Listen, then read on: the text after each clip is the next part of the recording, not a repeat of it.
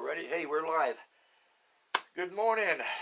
Haven't seen you all in about a week and wanted to jump on here this morning. And to prayer this morning, I was sitting there thinking, with all the hustle and bustle that's going on, sometimes there's a wee little one that gets ignored. Maybe our children.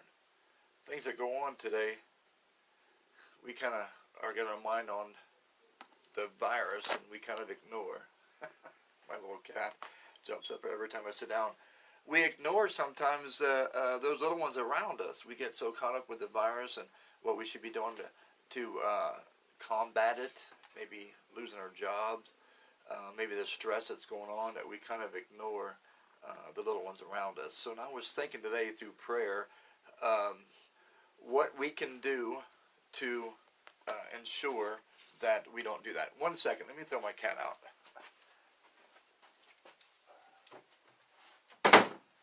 Alright, sorry about that. If I hadn't threw her out, she'd be up meowing and purring and trying to climb up me and everything. Anyway, she's a loving cat. Okay, I want to tell you a story real quick.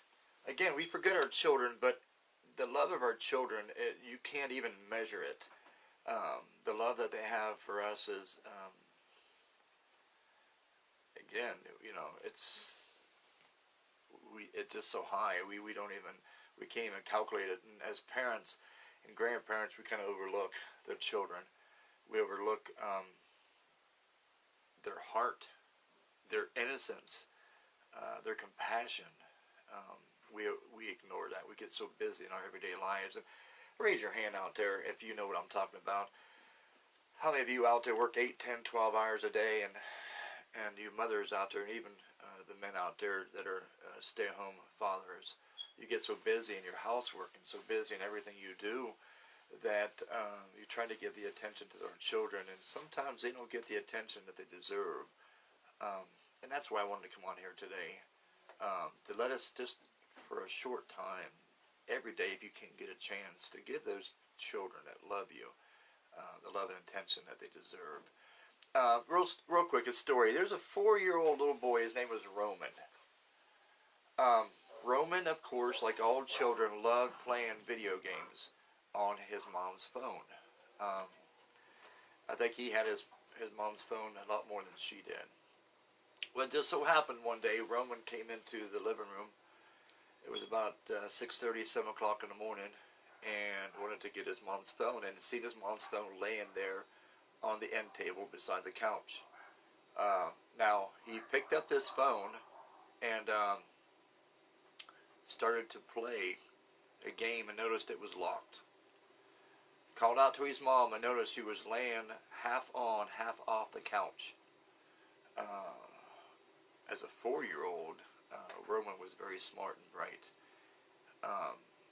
He knew something was wrong. So Roman went over there and tried to wake up his mom, and she would not wake up. Knowing his mom is up early every morning and that she is a light sleeper, at 4 years old, Roman knew something was wrong. Roman's mom's phone was locked, but he knew exactly how to unlock that phone. He's seen her do it time and time again. Roman took his mom's thumb and placed it on that phone, and then knew that the lady inside the phone, her name was Siri, could help his mom. Siri could do anything. He would hear his mom ask Siri for things all the time. He even asked Siri for things on the phone. He knew that Siri could help his mom. So he called out to Siri, asking Siri to help his mom. Of course, Siri called the cops, and they had him on the phone long enough to find out where his location was. Of course, breaking down the door, they were able to get into the house and save his mom. And to this day, his mom counts Roman as the hero. You see, children are a lot smarter than we think. They pick up so quick. I've been guilty as anybody. Maybe I might even be in the front of the line. I raised my grandson. He's 7. Sometimes we get so caught up into what we're doing that we don't notice we're kind of neglecting our children. And most times. That's without thinking. Turn your Bibles real quick to Psalms chapter 127. Remember, Psalms is probably right in the middle of your Bible, almost in the middle. If you get Proverbs, go back one book. But Psalms 127, we're going to start with verse 3 to 5, okay? So Psalms 127, 3 to 5. It says, "Behold, children are a heritage from the Lord." You hear that? A heritage, a gift. Something that is going to take on maybe our legacy or take on our values or our beliefs and our loves and extend that way past, after we're gone. They are the fruit of the womb. The fruit of the womb is a reward. They're a reward. I mean, how many have out there, come on, millions upon millions have prayed and wished and dreamed of having a child. And like I said, sometimes, even after children, we kind of get so caught up into everything in the world, and Satan does that. He will throw everything at you, so you kind of forget about the things that matter the most. And we spend our time on the things that don't matter the most. I remember reading a poem one time. It's a true story, a true poem by a lady. I think she was in her 80s or 90s, and she was dying. She was dying.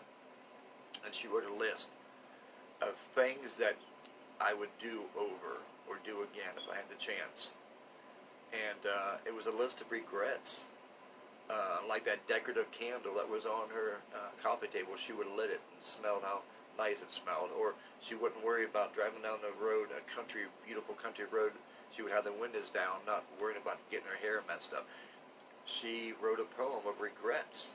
And I don't want a lot of us out there to have the same regrets looking back. And you're my age, sometimes you do have those regrets of your children that you wish you would have spent more time with or did more things with, or and you got caught up into things that really didn't matter as much at the time. You think it does, but it doesn't. And it says here, a reward. Let's go on to the next verse. It says, "Like arrows in the hand of a warrior, so are the children of one's youth." And a warrior, arrows are is going to be what he needs, what he has to have. He counts himself lucky the more arrows he has, and having arrows in his quiver at all. And so does we count ourselves blessed to have children. Proverbs 22:6. Let's shoot over one quick to your right. The next book over to your right, Proverbs 22:6. Let's read here what it says, okay? And again, we're all guilty of this. I just want to try to kind of get our mind a little bit focused more on what really matters more today.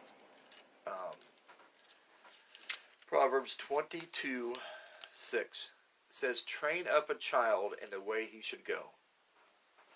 Train up a child in the way he should go. And when he is old, he will not depart from it. Train up a child in the way he is, in the way he should go. When he's old, he won't depart from it. And I've thought about that verse at times. I'm like, okay, I've raised my children the best way I could, and now that they're on their own, they don't take all those values that I taught them, and they don't use them. Matter of fact, I think I only have one, out of all my children and grandchildren, probably one that has a heart for people or has a heart to serve people, and that's my grandson, Micah. So I kind of think, well, I've trained them up in the best way they should go, and to be honest, none of my children even go to church, and it breaks my heart. One will say she don't have to go to church, but you do, and it breaks my heart because we raise them up in the way they should go. But this here says, if you raise them up in the way they should go, they won't depart from it. What that's saying is, and you give them those values inside, those true biblical values, and when they get older, it's going to come into play. How many of you out there, and my daughter is a key example, how many of you out there have children and you think, man, they ain't listen to a word I say. You listen to a word I say. And then when they get older and they have children, you hear them say word for word what you used to say. Word for word. See, so they do. They do. Maybe not all the values we raised them with. but it will be instilled in them, especially if you think about how you portray those values. If you portray it in a way that is an example of living, not just demanding or yelling. Or I knew a lady that used to scream and yell at her children all the time, to a point where her children were desensitized to it. It didn't bother them.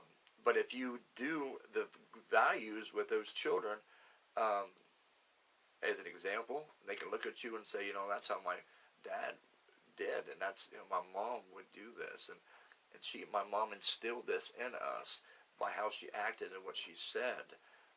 That's what they carry on right there. There's some of you out there may say, I don't have children, but you may have nieces or nephews or the children next door. You can be a great value. I've known children that's grown up. I know one particularly. I know several that's grown up and has had a father figure or a mother figure that they didn't have at home. So see, you can be that mother figure or that father figure to a child that may not be yours, just by how you act. The teachers out there are, say hi to my wife. Teachers out there are, I love you too, honey.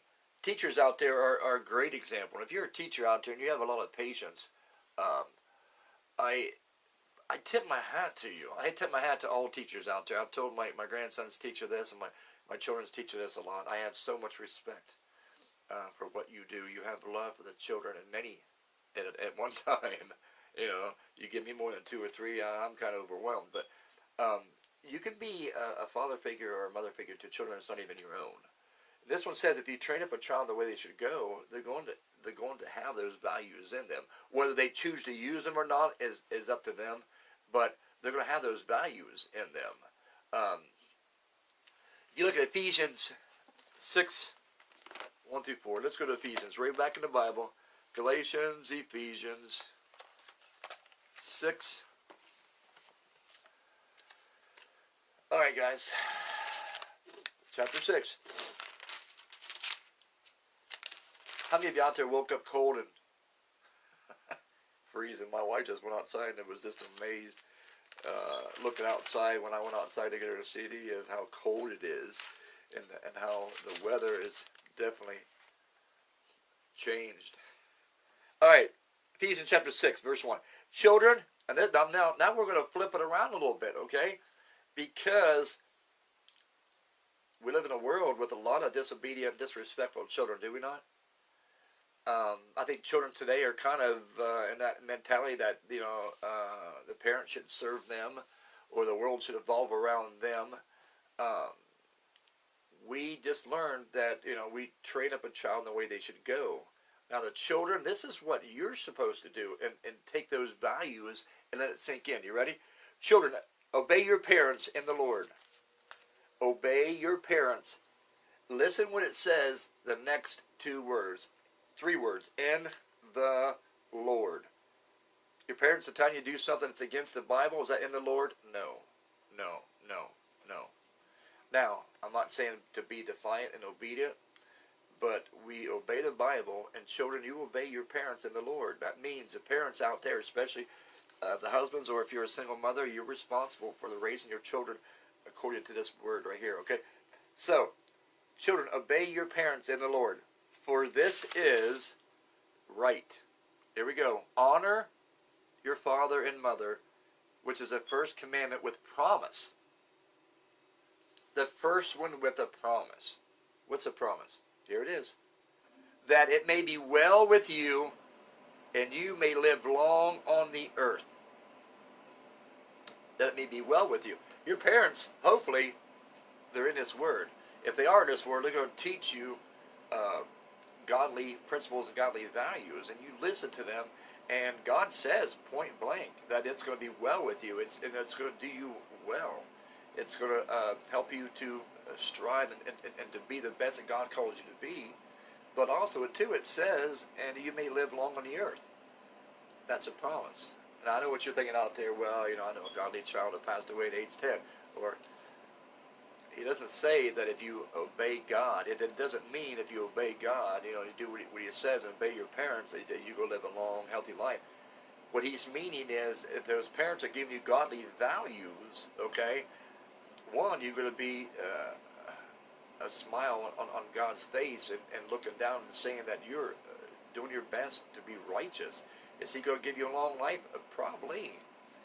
But if he doesn't give you a long life, it still says that the life you live is going to be long, long in the Lord, and long in the way that it should go, okay? Another one, Colossians 3:20 and 21, it says, let me just go back to Colossians real quick. All right, 3:20 and 21. Children, obey your parents, here he goes, and all things, for this is well-pleasing to the Lord. You see, it's pleasing to God.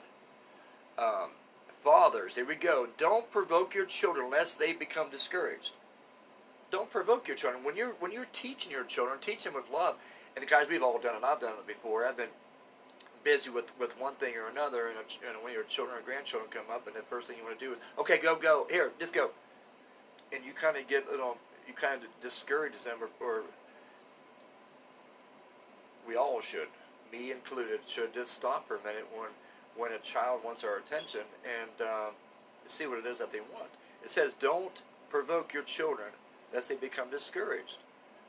Teach them in the way they should go, but don't cause them to get angry, or treat them the same way you would treat your best friend. That's the way I can describe it. I want to say, first and foremost, if you're a born-again Christian, you treat that child the way that you would treat God. Because what did Jesus say? The disciples was saying that children want to come to you, and he was out there preaching, and they were discouraging the children. How many times do we discourage our children? If my grandson would come in right now and start making a loud noise and interrupting, I would probably scoot him out. And, I'm busy. You got to go. I'll talk to you when I'm done. Jesus said, let the children come unto me. Let the children come to me. And he knew the value of a child, because one, the love that they have is just insurmountable. Two, they have faith that doesn't waver. They just have faith in whoever is taking care of them, and they are innocent. Three, they have a brain that's like a sponge. They're going to absorb what's going on around them. So the children that would be around Jesus, I don't know about you, I'd want my child around Jesus. Now, if you're a godly man, I want my child around you too, or a godly woman. So he says, don't provoke those children to anger. There's verses in the Bible that talks about not provoking your children to anger. But that being said, I have a lot of people asking, well, should I discipline my child? Like you're going to know what I'm going to say about that with that one, right? Turn your Bibles to Proverbs, okay? Proverbs. Again, it's probably going to be just about in the middle of the Bible. All right? Proverbs. All right? After Psalms comes Proverbs. You ready? Go to 22. Matter of fact, go to 13 first. Proverbs 13. Now, this is just going to be a short lesson, but if you take everything I'm saying today and kind of put it all in order, it's going to make sense, okay? Proverbs chapter 13 and verse 24. I almost got it. I got to flip over the next page here. He who spares the rod hates his son. Okay, you hear that? Now, he who spares a rod hates his son, but he who loves him disciplines him promptly. What's that mean, promptly? We used to have a saying in the Army, nip in the bud right now. Take care of the problem as soon as it arises. If you don't, a small problem is going to become a big problem. And I know many out there, I know one in particular, hopefully she's listening, that wish they could have went back to raise their children with this verse, because they let their children get away with so much that now their children are a handful. Matter of fact, more than a handful. Come on, how many of out there listen to Jerry Springer or whatever that crap, trash TV I call it? My 13-year-old is running my house, or my 12-year-old tells me what to do. If that's the case, send them to my house, would you? I'll give you my address if that's the case. Anyway, if you're not disciplining your children promptly, right, you're letting your child know that what they're doing is okay. Or you might allow it today, you might allow it tomorrow. There's a line that the children don't cross. It's called what? Respect. I don't care whether you're 3 or 53. You know, my children don't come in my house and disrespect. Respect starts at home. We go back like we talked about earlier today. If you are a godly mother or a godly father, and you have love for God, and you're training your child in the way that they should go, and you don't provoke him to anger, which means you're not. I'm not saying a child ain't gonna be angry with you. They're gonna be angry with you, especially if you take the rod and whack. You know, you discipline a child on his butt. They're gonna be angry with you, but you don't provoke him to anger. You know what I mean? You do this, and you discipline the child in the way they should go. One, you go show that child love. You go show that child love. There's my cat again. You go show that child love.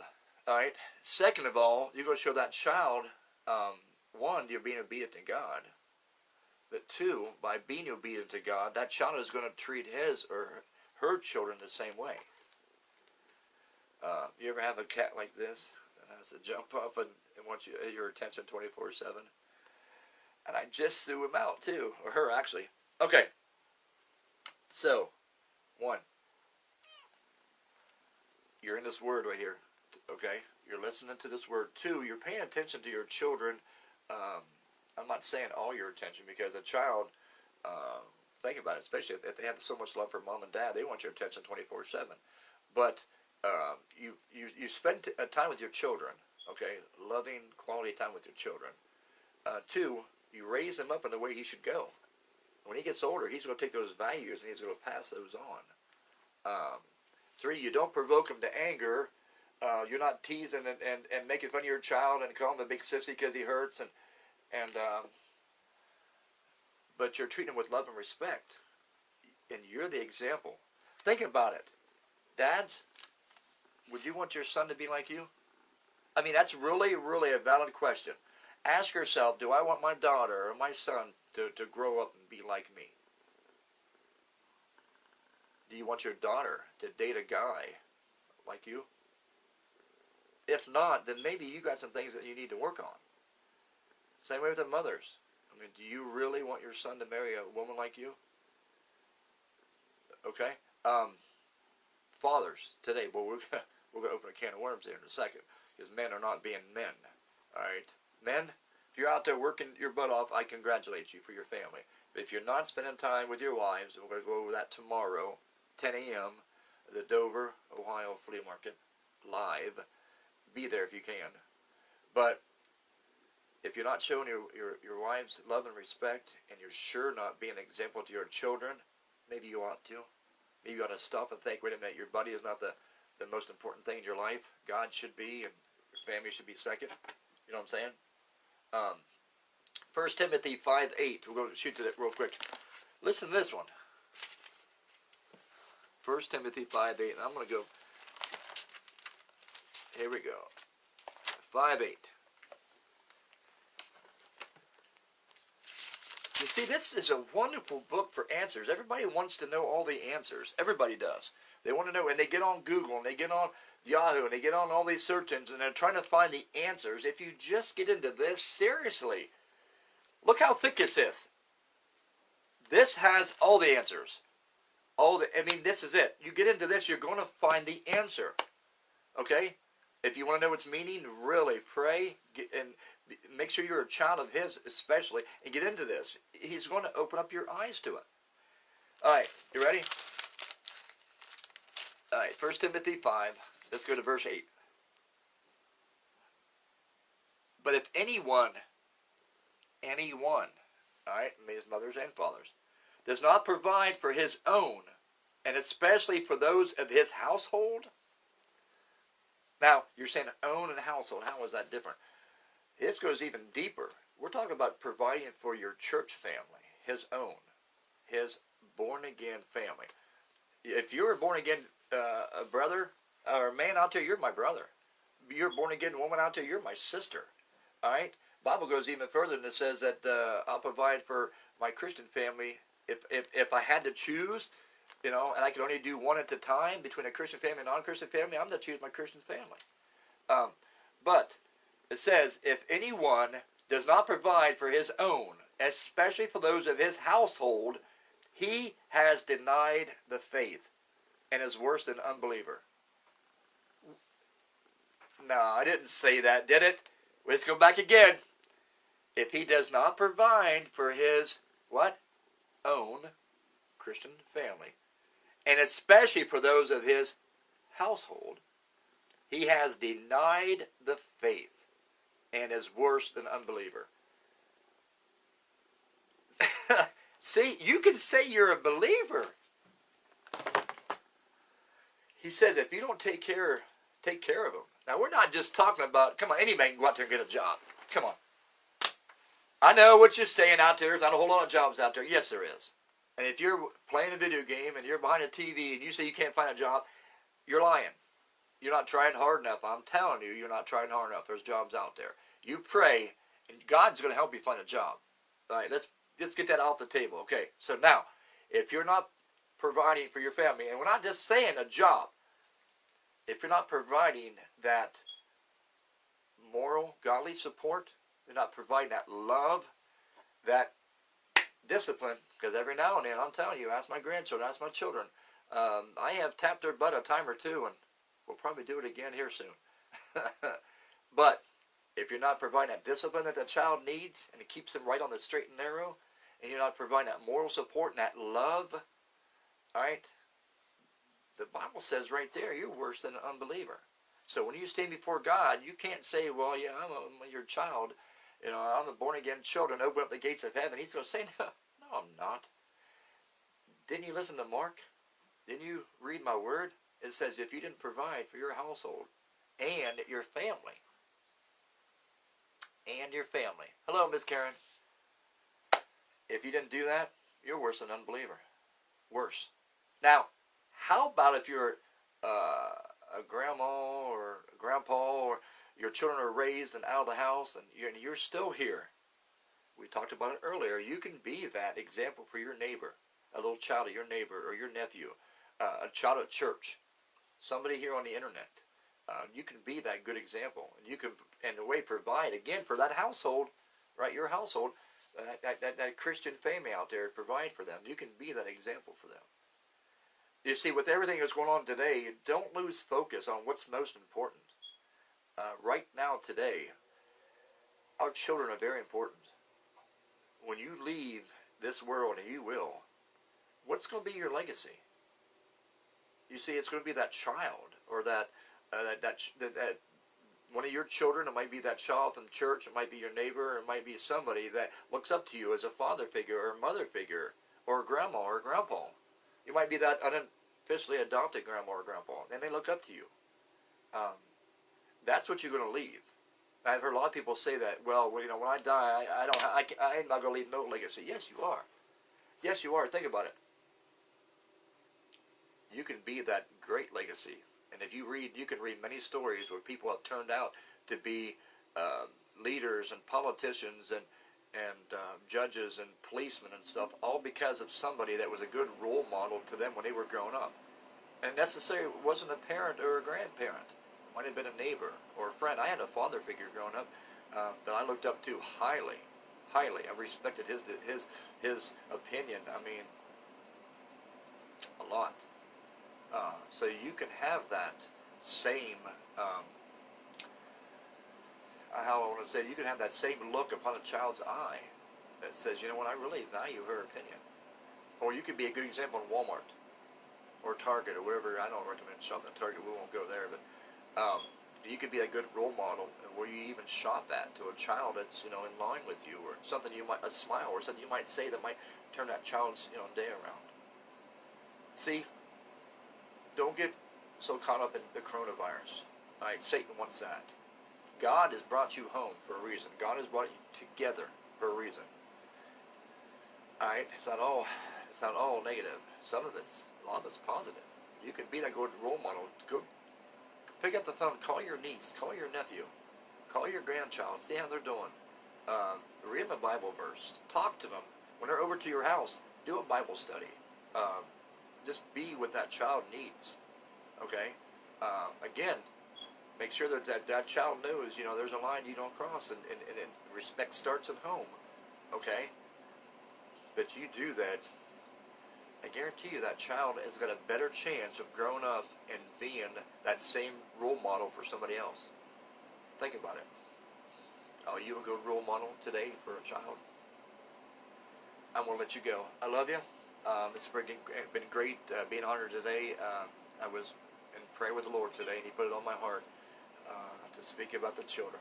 So love them out there. They love you unconditionally. And if you're out there hurting a child, let me find out. If you're out there abusing, hurting a child, you know what? There's a special place in hell for people like that. I love those children. They love you unconditionally, okay? No matter what, those children love you. And show them the same love and respect, would you?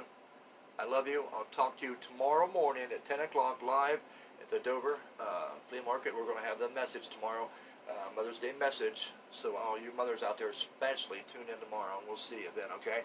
God bless you. We'll talk to you later. And remember, get into the Word. Love God the way He deserves. Talk to you later.